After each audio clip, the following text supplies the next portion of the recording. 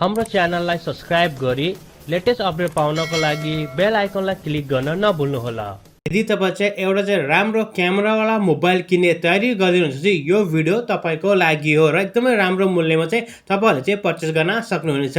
भिभोले आफ्नो Vivo V20 SE लाई चाहिँ नेपाली बजारमा चाहिँ पहिले लन्च गरेको थियो भने अहिले चाहिँ यसमा चाहिँ एकदमै राम्रो चाहिँ डिस्काउन्ट राखेको छ। यो भिडियोमा हामीले हेर्छौं यिनीहरुको चाहिँ मेन कन्फिगरेसनहरु के रहेछ र चाहिँ Vivoको यो मोबाइल जुन रहेको छ क्यामेरावाला मोबाइलको प्राइस चाहिँ अहिले चाहिँ नेपाली बजारमा चाहिँ के कति रहेछ भन्ने बारेमा।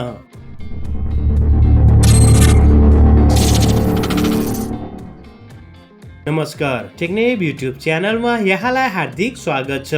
यदि तपाईं चाहिँ एउटा राम्रो प्राइसमा चाहिँ क्यामेरावाला मोबाइललाई चाहिँ किन्ने तयारी गर्दिनुहुन्छ चाहिँ यो भिडियो तपाईको लागि हो। तपाईहरुलाई चाहिँ Vivoले एकदमै राम्रो प्राइसमा चाहिँ Vivo V20 SE एडिसन चाहिँ उनीहरुले चाहिँ सेल गरिरहेका छन्। जुन चाहिँ यो दराजमा चाहिँ उनीहरुले चाहिँ सेल राखेका छन् चाहिँ तपाईले चाहिँ एउटा कुपन कोडलाई चाहिँ युज गर्न पनि हुन्छ, जसको मद्दतले गर्दा तपाईले 2000 भन्दा बढी चाहिँ तपाईले चाहिँ डिस्काउन्ट चाहिँ पाउनु हुनेछ।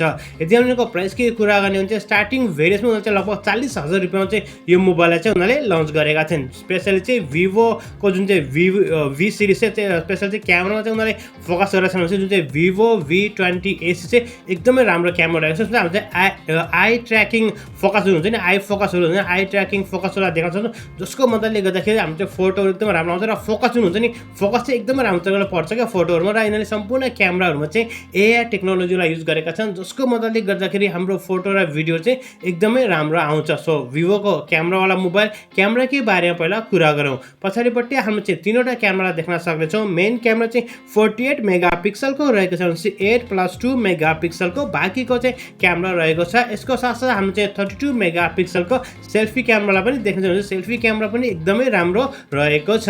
क्यामेरा मात्र नभएर यिनीको डिस्प्ले पनि एकदमै राम्रो रहेको छ। जुन चाहिँ 6.44 इन्चको चाहिँ हामीले चाहिँ डिस्प्ले देख्न सक्छौँ भने चाहिँ एमोलेड डिस्प्ले चाहिँ यिनीको रहेछ भने चाहिँ तपाईले कलरहरु चाहिँ एकदमै राम्रो देख्नुहुन्छ। जुन चाहिँ कलरहरु हुन्छ नि चाहिँ पपअप भएर चाहिँ आएको हुन्छ चाहिँ AMOLED display. So colour wise पनि एकदमै राम्रो रहेको छ। स्न्यापड्र्यागन 660 को यसको प्रोसेसर रहेको छ भनेपछि 8GB को ऱ्याम 128GB को यिनीहरुको स्टोरेज रहेको छ। अपडेटिङ सिस्टमको चाहिँ हामीले कुरा गर्ने हो भने चाहिँ उले पनि आफूले कस्टम गरेको अपडेटिङ सिस्टमलाई युज गर्दैपछि हामीले पनि यसमा चाहिँ फन टच OS 11 लाई चाहिँ देख्न सक्छौँ, जुन चाहिँ एन्ड्रोइड 10 मा नै आधारित रहेको छ। यसमा पनि हामीले चाहिँ रेगुलर र नर्मल सेन्सरलाई देख्न सक्छौँ चाहिँ इन डिस्प्ले चाहिँ फिंगरप्रिन्ट रहेको छ। 4100 mAh को यसको ब्याट्री रहेको छ। 33 वाटको चाहिँ हामीले चाहिँ सुपर नै हुन 65 120 आइसकेपछि क्विक चार्जिङ एडाप्टर देख्न सक्छौँ। 33 वाटको एकदमै राम्रो चाहिँ चार्जिङ एडाप्टर हो, जसलाई हामीले देख्न सक्छौँ भने तपाईले छिटै नै आफ्नो मोबाइललाई चाहिँ रिचार्ज चाहिँ गर्न सक्नुहुनेछ। र ओभरअल हेर्दाखेरि चाहिँ मोबाइलको डिजाइन लुक्स पनि एकदमै राम्रो छ र स्पेशल चाहिँ क्यामेरामा एकदमै बढी मात्रा फोकस गरेको चाहिँ Vivoको चाहिँ यो मोबाइल हो।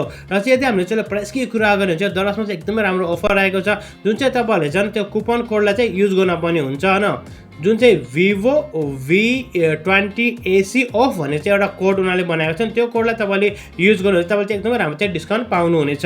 यदि हामीले स्टार्टिङ भेरिएन्टको प्राइसको कुरा गर्ने हो भने यो मोबाइललाई चाहिँ नेपाली बजारमा चाहिँ हैन 39,979 मा चाहिँ उनीहरुले लन्च गरेको थियो भने चाहिँ अहिले तपाईले चाहिँ 37,134 रुपैयाँमा चाहिँ दराजबाट चाहिँ पर्चेस गर्न सक्नु हुनेछ। यति मात्र नभइकिन दराजमा अरु पनि मोबाइलहरुमा चाहिँ एकदमै राम्रो डिस्काउन्ट रहेको छ। तपाईले चाहिँ चेक आउट चाहिँ गर्न चाहिँ नभुल्नु होला। यसको साथसाथ चाहिँ दराजमा चाहिँ हामी चाहिँ जुन OnePlus को एकदमै राम्रो मोबाइल तपाईले वर्ड गर्नुभएको छ भने चाहिँ OnePlus 8T पनि दराजमा चाहिँ एक्सक्लुजिभ रूपमा चाहिँ लन्च भएको छ। दुईवटै भेरिएन्टमा आएको छ भने चाहिँ एकदमै राम्रो मोबाइल पनि दराजमा चाहिँ लन्च भइसकेको छ। र साथीहरु मलाई आशा तपाईहरुलाई आजको भिडियो मन पर्यो होला। यदि भिडियो सम्बन्धी कुनै पनि सल्लाह या सुझाव छ भने कृपया हाम्रो कमेन्ट सेक्सनमा कमेन्ट गरिदिनुहोस्। यदि तपाई हाम्रो च्यानलमा नयाँ आउनुभएको छ, तपाईलाई पनि यस्तै खालको भिडियोहरु हेर्न मन पर्छ भने चाहिँ हाम्रो च्यानललाई सब्स्क्राइब गरी साथमा रहेको बेल आइकनलाई क्लिक गर्न पनि नभुल्नु होला। अर्को भिडियोमा त हाम्रो भेट हुने नै छ। तबसम्मको लागि bye bye, take care, have a great and fun time.